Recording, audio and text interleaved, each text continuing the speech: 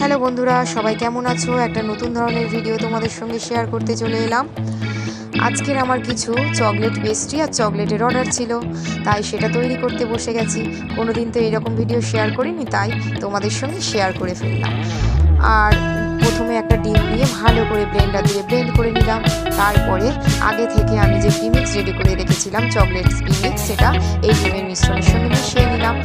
আমার chocolate পেস্ট্রির order ছিল, তাই তারপর ভালো করে মিশিয়ে নিয়ে দিয়ে দিলাম অয়েল আর মিল্ক। ভালো করে মিশিয়ে নেব। তারপরে কিছুটা চকলেট এসেন্স দিয়ে দেবো, দিয়ে মিক্সচারটা ভালো করে আস্তে আস্তে মিশিয়ে নেব। দেখুন, এইরকম একটা স্মুথ পেস্ট তৈরি হবে। আর এর আগে আমি কেক টিনটা রেডি করে নিয়েছিলাম। হালকা অয়েল ব্রাশ করে তার মধ্যে ময়দা ছিটিয়ে রেডি করেছিলাম এবং কড়াইটা ও ফ্লিপ করতে বসিয়ে দিয়েছিলাম। আমি কিন্তু গ্যাসে বা কড়াতেই করে কেক করি, সেটাও কিন্তু খুব সুন্দর হয়। দেখুন কিভাবে করছি। প্রথমে কড়াইটা আগে থেকে গ্যাসে বসিয়ে আমি প্রিহিট করে নিয়েছি।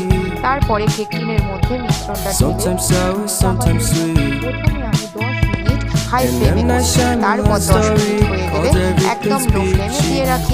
কিছুক্ষণ পরে চেক করি। আমি প্রায় 30 মিনিট 35 মিনিট পরে এসে কেকটা চেক করতে চলে এসেছি। দেখি কেকটা হয়েছে কিনা। একটা পরিষ্কার টুথপিক নিয়ে কেকের মধ্যে, বিশেষ করে মিডিলটাতে দেখবো দিয়ে। দেখুন, আমি চারদিকে দিয়ে দিয়ে দেখছি টুথপিকের গায়ে কিন্তু একদম কোনো মিশ্রণই লাগেনি, একদম পরিষ্কার।